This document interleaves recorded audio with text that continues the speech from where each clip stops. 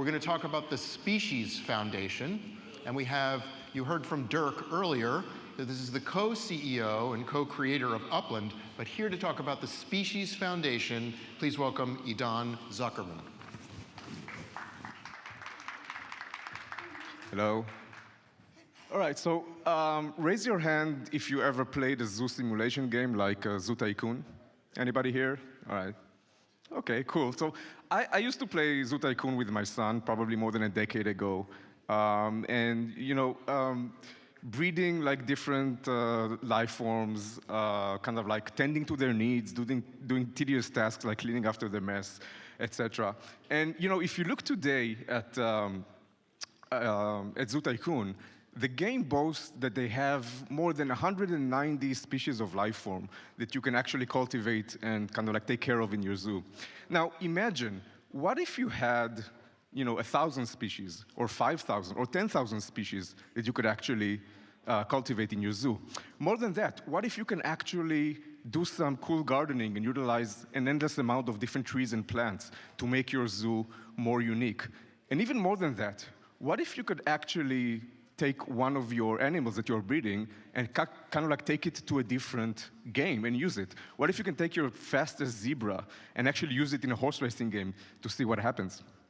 So my name is Idan Zuckerman. I'm co-founder and co-CEO of Upland. But today I'm going to talk about a decentralized initiative that we are backing to map all species of life into digital form to create a unified repository that can then be adopted by any game, platform, or virtual world. And this initiative is called the Species Foundation. So you may have heard my co-founder's talk earlier about Upland. So just a tiny bit about Upland. Upland is today one of the biggest Web3 metaverse with more than 300,000 unique landowners. And there's a lot of things you can do in Upland today. Again, you can complete collections, you can play football, customize your homes, race around cars with your neighbors, you know, dance samba, etc. But everything in Upland, up until today, has been inanimate. But we've always wanted, we knew from the beginning, we want to take Upland and introduce life into it. And this was our vision from the very get-go. So having pets and farm animals and trees and lawns, etc. And when we started thinking about this problem, it actually occurred to us that this is not something that can be achieved by one centralized team, right? And moreover, if you take a step back and you think about the metaverse 10 or 15 years from now, and you realize it will be comprised of different games, different platforms. Some of them will be interoperable, so you'll be able to take your identity and move between one another. And some of these worlds, they may want to include life forms in them.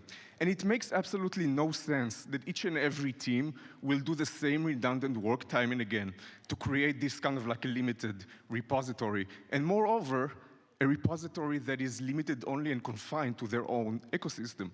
Because, you know, if I'm in the metaverse and I take my identity from one place to another, what good is it if I can't take my beloved Labrador with me from one world to another?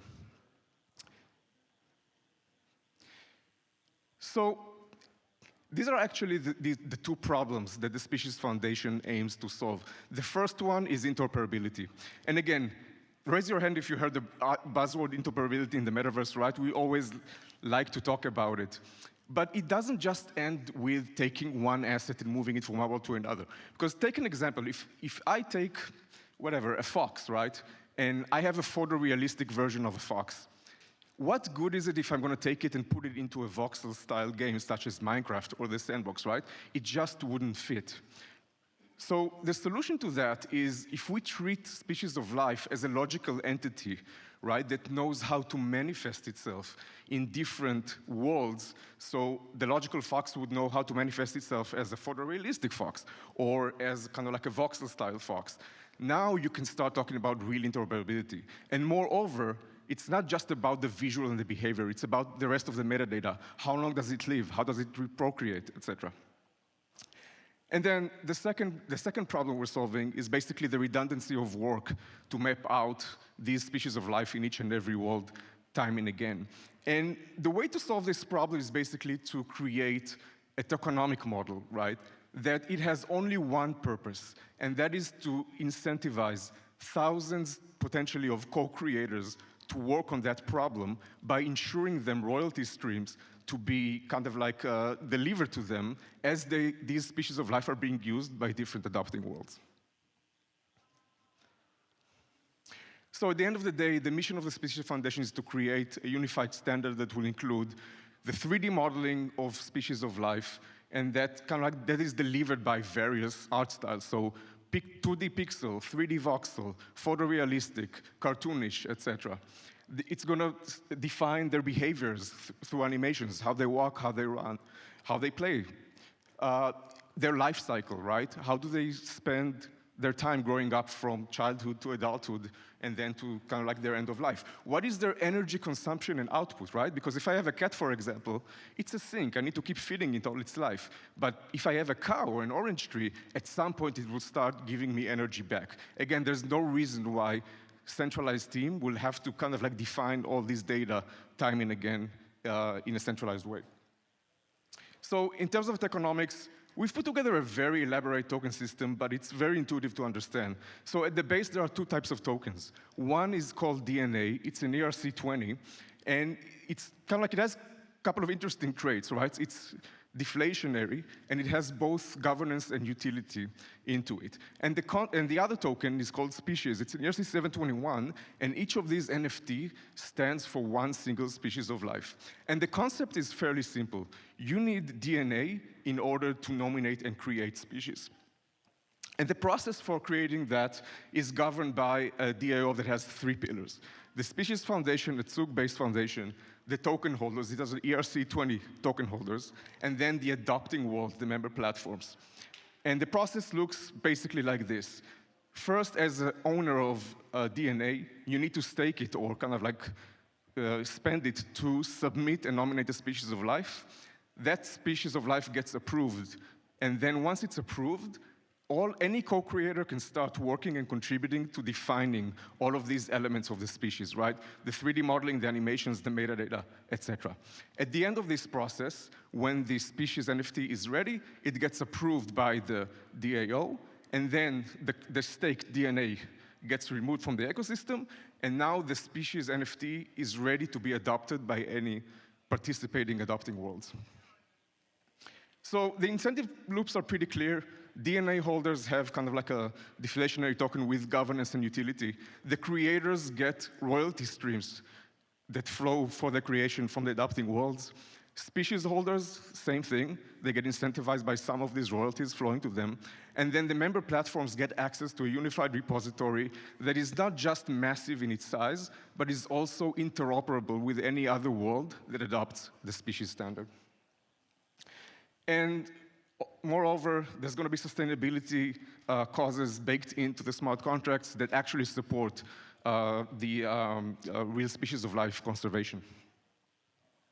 In terms of the roadmap, again, we're just getting started with the Species Foundation. I want to just iterate, again, Upland is backing this project, but it's going to be a fully decentralized project that is not going to be controlled by Upland.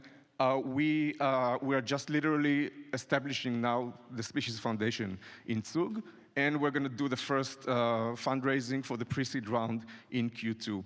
We are hopeful, again, as Upland is going to be one of the first adopting worlds of this standard, and we're hoping to have the first species of life in Upland as early 2024. So if you are today either a creator, right, or if you have a game or an initiative that you think can use species of life and want to integrate it in a way that is interoperable in the future, or if you think you can contribute in any way to this very basic, very kind of like, this is an ambitious task, right? When this thing materializes, this is going to show the world one of the best cases of how good tokenomic models can solve real-world problems, right, for kind of like the future of humanity. So if you want to contribute, please contact us or contact me directly, and we're happy to kind of like kick this initiative off and make it one of the best and most amazing, tokenomic stories for the future of the metaverse. Thank you for joining us today. Thanks.